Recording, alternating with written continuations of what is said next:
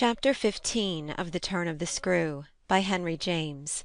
This recording is in the public domain. The business was practically settled from the moment I never followed him. It was a pitiful surrender to agitation, but my being aware of this had somehow no power to restore me.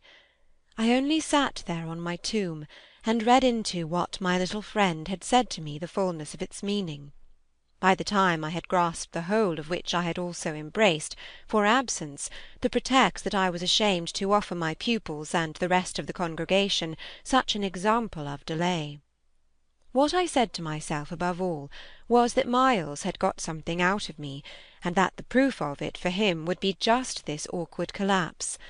He had got out of me that there was something I was much afraid of, and that he should probably be able to make use of my fear to gain, for his own purpose, more freedom. My fear was of having to deal with the intolerable question of the grounds of his dismissal from school, for that was really but the question of the horrors gathered behind. That his uncle should arrive to treat with me of these things was a solution that, strictly speaking, I ought now to have desired to bring on, but I could so little face the ugliness and the pain of it, that I simply procrastinated, and lived from hand to mouth. The boy, to my deep discomposure, was immensely in the right, was in a position to say to me, "Either you clear up with my guardian the mystery of this interruption of my studies, or you cease to expect me to lead with you a life that's so unnatural for a boy."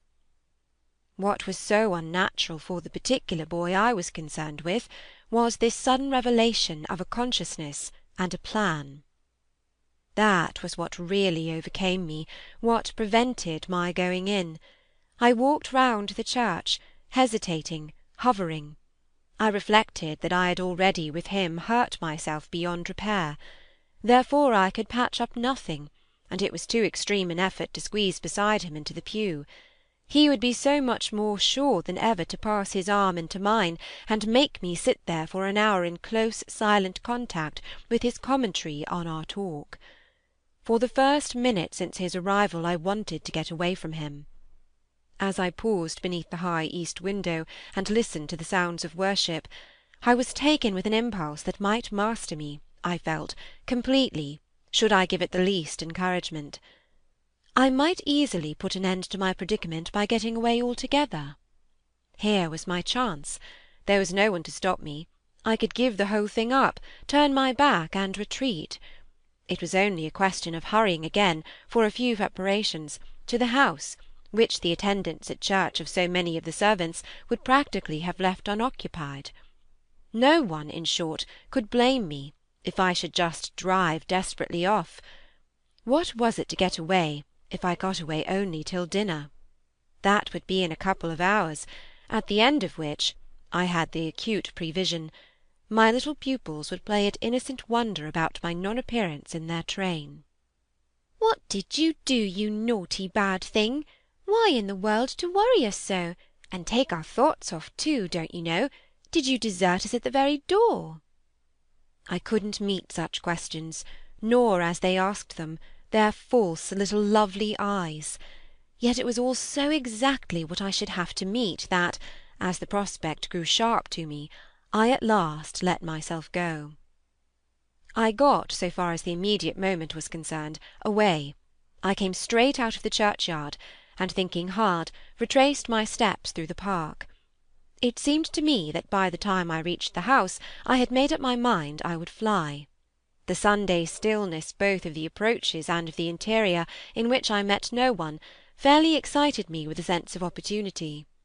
Were I to get off quickly, this way I should get off without a scene, without a word. My quickness would have to be remarkable, however, and the question of a conveyance was the great one to settle. Tormented in the hall with difficulties and obstacles, I remember sinking down at the foot of the staircase, suddenly collapsing there on the lowest step, and then, with a revulsion, recalling that it was exactly where more than a month before, in the darkness of night, and just so bowed with evil things, I had seen the spectre of the most horrible of women. At this I was able to straighten myself. I went the rest of the way up. I made, in my bewilderment, for the schoolroom, where there were objects belonging to me that I should have to take. But I opened the door to find again in a flash my eyes unsealed. In the presence of what I saw, I reeled straight back upon my resistance.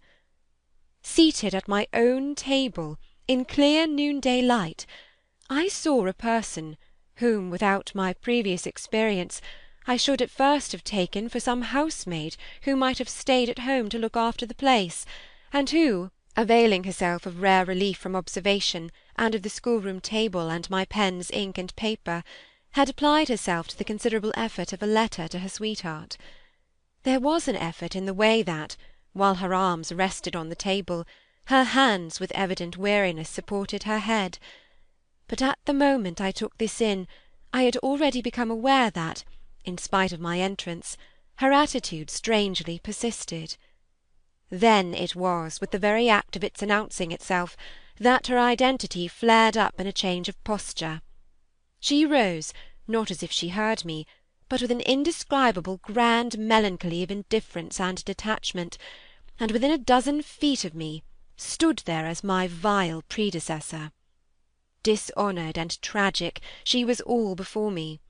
But even as I fixed, and for memory secured it, the awful image passed away. Dark as midnight in her black dress, her haggard beauty, and her unutterable woe, she had looked at me long enough to appear to say that her right to sit at my table was as good as mine to sit at hers. While these instants lasted, indeed, I had the extraordinary chill of feeling that it was I who was the intruder. It was as a wild protest against it that, actually addressing her, "You terrible, miserable woman!" I heard myself break into a sound that, by the open door, rang through the long passage and the empty house. She looked at me as if she heard me, but I had recovered myself and cleared the air. There was nothing in the room the next minute but the sunshine, and a sense that I must stay. End of chapter 15.